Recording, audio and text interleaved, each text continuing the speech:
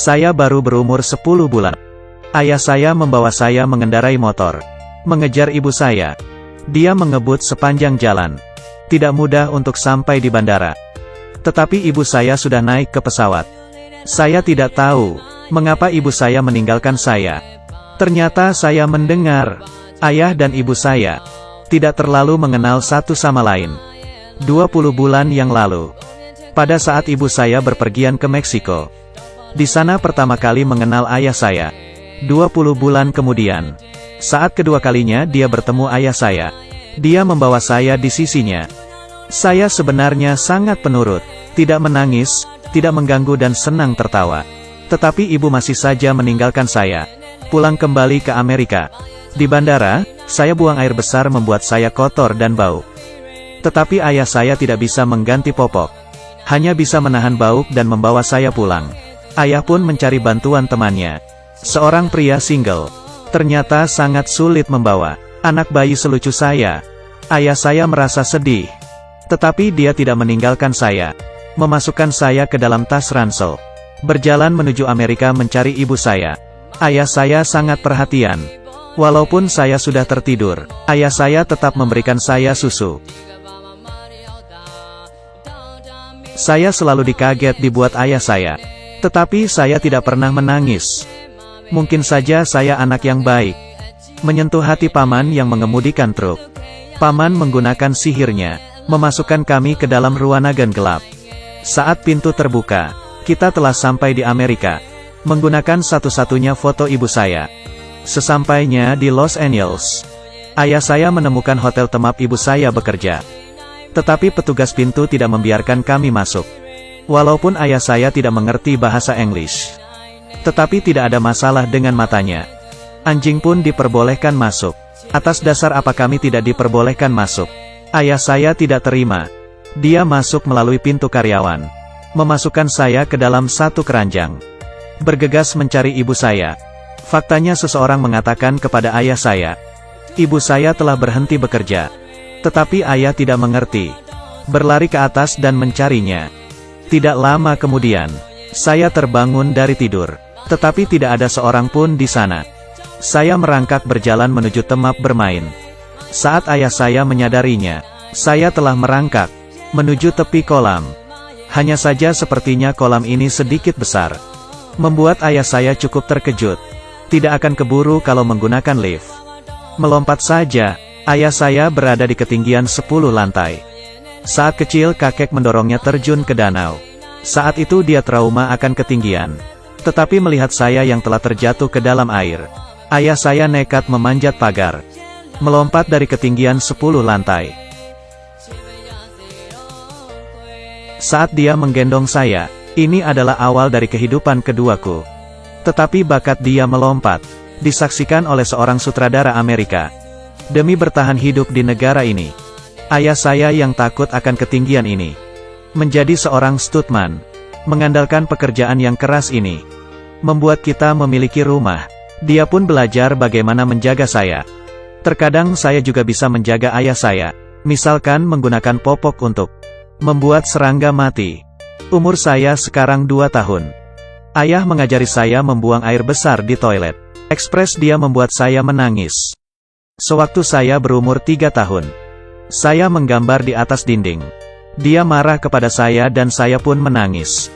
Tetapi saat dia melihat gambar saya, ayah pun menangis.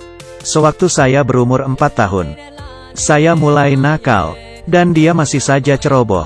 Tetapi setiap saat, dia selalu menjaga saya dengan baik. Dia pasti tidak sengaja. Saya berani menjamin itu. Karena saya sekarang yang berumur 7 tahun. Adalah penerjemah antara ayah dan sutradara. Saat ayah pingsan, saya menyelamatkan hidupnya. Mengeluarkan kalung malaikat. Membaca sedikit mantra. Ayah pun akan langsung tersadar. Dulu, ayah saya, selain menemani saya bermain, dia tidak memiliki kesenangan lain. Tetapi, sejak bibi di bawah rumah memberitahukan kepada ayah, kalau pipa air di rumahnya rusak, ayah saya sepertinya menjadi senang memperbaiki pipa air. Pernah satu waktu, saya sengaja membawa kakek yang mengawasi pintu, pergi ke rumah bibi untuk memperbaiki pipa air. Ternyata tidak ada masalah sama sekali dengan pipa airnya. 2 tahun yang lalu, ayah mengatakan kalau dia sakit. Setiap bulan harus pergi ke rumah sakit mendapatkan suntikan. Setiap dia mendapatkan suntikan, dokter akan memberikan saya sebotol obat merah. Mengatakan ini adalah vitamin. Mereka sengaja meminta saya keluar dari kamar. Terlihat ada suatu masalah. Tidak ingin saya mengetahuinya. Pengobatan tidak berhasil. Masih tersisa berapa lama? Tidak lama lagi. Setelah hari itu, ayah menggendong saya, meminta saya memilih ibu. Tetapi wanita-wanita ini, tidak ada satupun yang mirip dengan ibu saya. Saya juga tidak pernah bertemu dengannya. Tetapi di atas kasur saya, tertempel penuh semua foto yang dikirim ibu saya. Ayah berkata, ibu saya adalah seorang pahlawan. Setiap hari sibuk menyelamatkan bumi. Tidak ada waktu pulang melihatku. Tetapi setiap hari Jumat, ibu akan mengirimkan saya sepucuk surat. Memberitahukan kepada saya, dia sedang melakukan suatu misi. Bulan lalu, Batman mencari dan meminta bantuannya. Memasukkan taco dan jus kaktus. Membagikan ke pengungsi di kota Gotham. Kali ini, ibu mengatakan kepada saya, dia sedang berada di Australia. Menyelamatkan platypus yang akan punah. Karena platypus betina kawin lari dengan berang-berang Kanada. Ibu saya pun hanya bisa duduk di atas telur. Sampai semua telur platypus itu menetas. Baru dianggap telah menyelesaikan masalah. Saya membagikan kisah ibu saya yang menyelamatkan bumi. Tetapi mereka menertawakan saya. Mengatakan saya seorang anak yang tidak memiliki ibu. Menurut saya, mereka pasti iri kepada saya. Suatu malam, ayah saya menerima telepon masuk. Ayah berkata, ibu saya telah menyelesaikan misinya. Akan segera kembali ke rumah. Saya sangat bahagia. Tetapi saat saya menemui ibu, dia tidak seperti yang ada di bayangan saya. Walaupun begitu, saya sangat senang membawa ibu pulang ke rumah. Melihat tempat tinggal ayah dan saya, ibu kaget. Dia tidak menyangka, ayah yang dulu tidak dapat menjaga diri sendiri, ternyata bisa menjaga saya dengan baik. Di hari kedua, saya membawa ibu ke sekolah. Tidak ada yang berani mengatakan, saya seorang anak yatim. Sore itu, kita satu keluarga duduk bertiga di tepi pantai. Di atas pangkuan ayah dan ibu. Saya tidur dengan nyenyak. Mengapa kamu datang kembali? Saya ingin bertemu dengannya. Jadi, demi dirimu sendiri. Bukan demi dia. Ayah dan ibu berkata, dari awal mereka telah berpisah. Dan ibu di New York, telah menemukan seorang pacar. Tetapi, saat saya bertemu dengan pacarnya, membuat kami terkejut. Untuk menunjukkan kepada mereka pesona ayah, saya mengajak mereka mengunjungi studio Hollywood. Sutradara meminta saya bertanya ke ayah saya, melompat dari ketinggian atas, bisakah dinaikkan dari lantai 5 ke lantai 8? Ayah saya tentu saja tidak setuju. Tetapi saya berbohong. Saya tidak hanya memberitahu sutradara, ayah saya bisa melompat dari lantai 10. Juga memberikan honornya. Juga meminta bayaran $2.000 Amerika Serikat. Tetapi, saat ayah saya menyadari ada kesalahan pada ketinggiannya, dia berteriak keras. Sutradara menghentikan syuting. Dan mengetahui kebohongan saya pun dikritik oleh sutradara. Ketika saya tidak ingin mengakui, ayah memberitahukan kepada sutradara, dia setuju dengan ketinggian 10 lantai. Dan harus berteriak, hanya di dalam akting saja. Lalu, dia mengetahui ini akan mengancam nyawanya. Tetapi dia tetap meloncat dari ketinggian lantai 10. Semua orang yang ada di sana terkejut. Hanya saya saja yang dengan tenang mengeluarkan kalung malaikat. Mulai membaca mantra. Tetapi kali ini, dia cukup lama terbangun dari sadarnya. Saya pikir saya salah membaca mantra. Ibu memberitahukan saya, selama ini, dia sama sekali tidak pernah menuliskan surat untuk saya. Dia juga bukanlah pahlawan. Dan saya, sama sekali tidak bisa melakukan sihir apapun. Dan yang paling penting, ibu dengan jujur berkata, di saat saya berumur 10 bulan, dia meninggalkan saya. Saat itu juga, saya menangis. Bukan karena ibu saya, tetapi karena ayah saya. Sesampainya di rumah, saya merobek seluruh foto dan surat yang ada. Dan memukul ayah saya dengan tangan. Berteriak, mengatakan dia adalah seorang pembohong. Walaupun saya sangat marah, tapi dia tetaplah ayah saya. Beberapa hari kemudian, kita masih bisa bermain bersama. Tapi ternyata, ibu yang baru saya temui, tiba-tiba membuat ayah saya mendapatkan surat dari pengadilan. Ibu memberitahukan kepada hakim, profesi ayah saya terlalu berbahaya, tidak dapat menjaga anak dengan baik. Ayah saya sangat sedih. Dia memohon kepada ibu, jangan melakukan ini kepadanya. Tapi ibu saya bukan hanya tegas, tetapi juga mengundang seseorang ke kantor mereka. Seorang pengacara terbaik. Benar, ibu saya yang sekarang telah menjadi seorang pengacara. Maka dari itu dia percaya dia akan menang. Demi memenangkan persidangan, ayah berhenti dari pekerjaannya di Hollywood. Dia pergi ke rumah nenek di Los Angeles untuk menjadi pengurus rumah. Pekerjaan ini sepertinya mudah, tapi hari pertama ayah saya bekerja, menjadi sasaran anjing bisar tetangga. Hampir saja membuat lengannya patah. Saat dia sedang memperbaiki mobil, dia bertemu nenek di belakang rumah, dan keluar mengendarai mobil, membuat ayah saya terseret. Hampir saja merebut nyawanya. Saya melihat ayah saya. Pekerjaan pengurus rumah ini lebih membahayakan daripada pekerjaan menjadi stuntman. Di saat dia menderita demi saya, ibu saya membawa saya membeli banyak baju cantik, dan melihat pertunjukan wayang yang belum pernah saya lihat sebelumnya. Memiliki seorang ibu ternyata sangat menyenangkan. Sampailah di hari persidangan. Paman Michael menjadi saksi, menceritakan tahun itu, ayah, demi menyelamatkan saya, melompat dari ketinggian lantai 10. Tetapi pengacara New York berkata, ayah saya seorang ceroboh, membuatku dalam bahaya.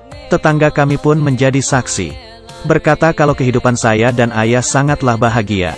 Bahkan artis Hollywood pun datang membantu. Tetapi, mereka mengatakan akan membantu. Saat kami mengendarai motor, dia tidak pernah lupa memakai helm ke kepala Mahime. Melihat ayah yang akan kalah dalam gugatan, Paman Michael pun meminta ayah mengatakan yang sebenarnya. Tetapi ayah hanya diam. Dia mengatakan kepada hakim, kalau ibu di dunia ini ingin mempertimbangkan untuk anak-anaknya, kalau begitu untuk apa meninggalkan anak berumur 10 bulan untuk dibesarkan oleh ayahnya? Sekarang, setelah mereka memupuk perasaan yang dalam, hanya karena ibu menginginkan kembali anaknya, memisahkan ayah dan anak. Saya sangat tidak mengerti. Bagaimana bisa begitu? Apakah perkataan ayah berguna? Kita tidak tahu. Pokoknya, saat hakim memutuskan, mengatakan hal ini, saya memutuskan putri kecil ini akan hidup bersama. Satu-satunya keluarga yang paling mengerti dan selalu ada di sampingnya. Hakim berkata, ayahnya bersedia demi putrinya. Dari ketinggian gedung, tidak memikirkan diri sendiri dan melompat ke bawah. Dia demi anaknya. Dia juga telah berjanji, tidak akan lagi melompat dari gedung dengan bayaran tinggi. Ayah yang begitu baik, bagaimana kita bisa begitu tega memisahkan dia dan putrinya? Tetapi ternyata, ibu tidak putus asa. Karena dia tahu, saya dan ayah tidak memiliki hubungan darah. Di pengadilan mengumumkan bahwa hasil laporan DNA kami tidak sama. Ayah saya hancur. Dia tidak dapat berpikir, mengubah putri satu-satunya. Bahkan tidak memiliki hubungan darah sama sekali. Tetapi, saya ingin mengatakan, dimulai saat dimana dia menyelamatkan saya, dia telah memberi saya kehidupan yang baru. Ibu membawa polisi, datang ke rumah dan menjemput saya.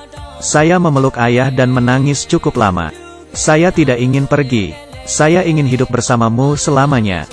Saat hari juga, ayah menangis cukup lama. Akhirnya, kita memutuskan melarikan diri dari Amerika. Seperti saat kami datang, kita pun kembali ke kampung halaman kami, Meksiko. Saya baru mengetahui, kakek telah tiada. Ayah berkata, ketika dia masih kecil, kakek sangat ketat kepadanya.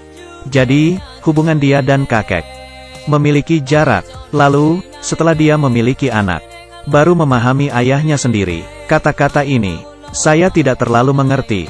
Saya hanya mengetahui, selama di Meksiko, kita hidup dengan bahagia. Setelah Paman Michael memberitahukan kepada ibu kebenarannya, dia pun mendatangi kami sendirian, menemani kami melewati waktu terakhir.